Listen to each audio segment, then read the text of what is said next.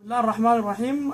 اليوم أنا ومعي إخواني أيمن وأمير اكتشفنا كيفية استرجاع الصور المحذوفة. الصور المحذوفة على الجهاز أو كل الملفات المحذوفة سواء كانت صور أو كانت فيديوهات، وطريقة سهلة جدا لحاملي أجهزة الأندرويد كالآتي: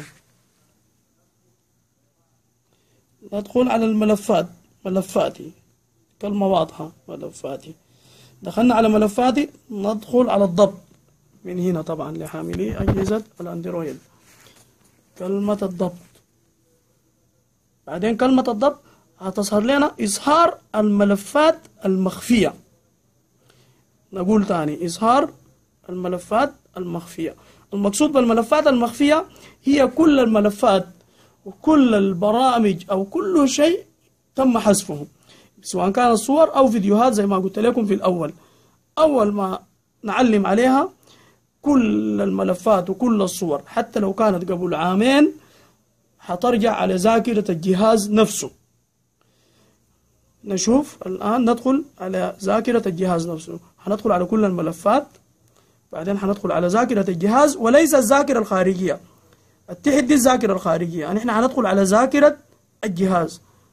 الآن ندخل على ذاكرة الجهاز، بعدين ندخل على DCIM.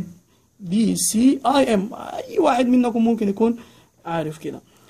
أول كلمة بتظهر فوق، مع هذه الكلمة تعني باللغة العربية الصور المصغرة.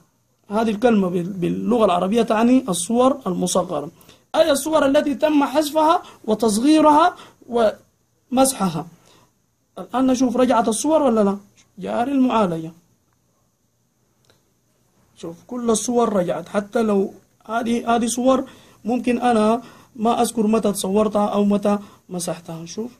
شوفوا شباب، الموضوع خطير والموضوع شوفوا شباب، هذه صور،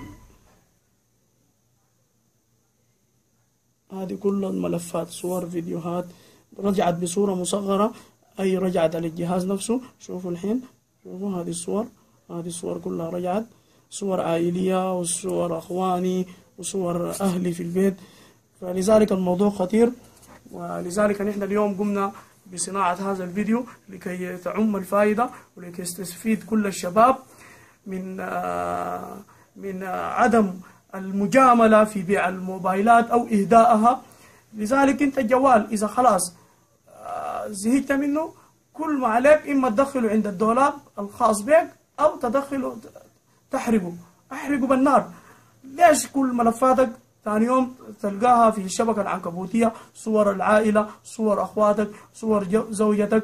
وحصلت مشاكل كثيرة بسبب المواضيع والتهاون في الحاجات دي. أنا قبل يومين قريت على الفيسبوك إنه واحد قتل زوجته لأن لقى صورة موجودة على الشبكة العنكبوتية، مع إنها كانت طاهرة عفيفة، لكن باعت جوالها. كل مشكلتها وكل الذي ضر بها أنها باعت جوالها في مناطق غير موثوقة.